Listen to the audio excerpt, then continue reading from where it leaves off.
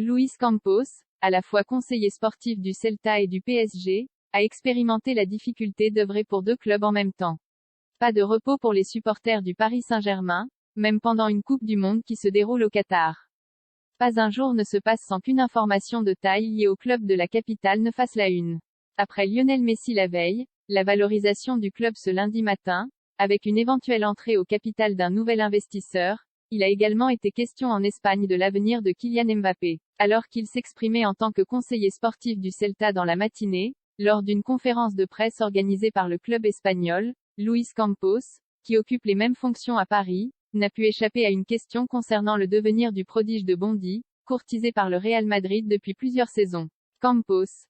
Il se sent très bien au PSG. Kylian Mbappé, qui a manifesté en début de saison une forme de mécontentement à Paris, pourrait-il revêtir le maillot du Real Madrid la saison prochaine? Luis Campos le souhaite-t-il en tant que conseiller du Celta, un club qui évolue en Liga? Ne confondez pas mes affaires avec celles de Mbappé, a souri Luis Campos. Je l'ai rencontré quand il avait 14 ans. Nous avons une relation forte. Je n'ai pas uniquement une relation professionnelle avec lui, nous avons également noué une relation d'amitié, comme c'est le cas avec de nombreux autres joueurs. La Liga me plaît, mais c'est une décision de Kylian Mbappé, pas de Luis Campos. Je pense que Kylian se sent bien. Il a pris sa décision et en ce moment, il se sent très bien au PSG.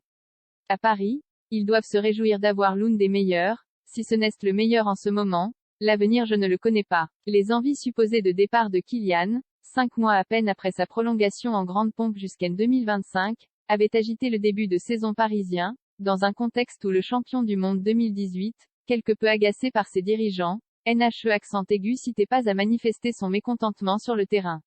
Luis Campos avait été le premier à démentir ces informations, qu'il jugeait même très graves. Puis Kylian Mbappé avait pris soin d'aplanir la situation, affirmant n'être impliqué ni de près ni de loin dans la fuite de ces informations. Je suis tombé des nues quand je l'ai appris, avait-il même confié à la presse.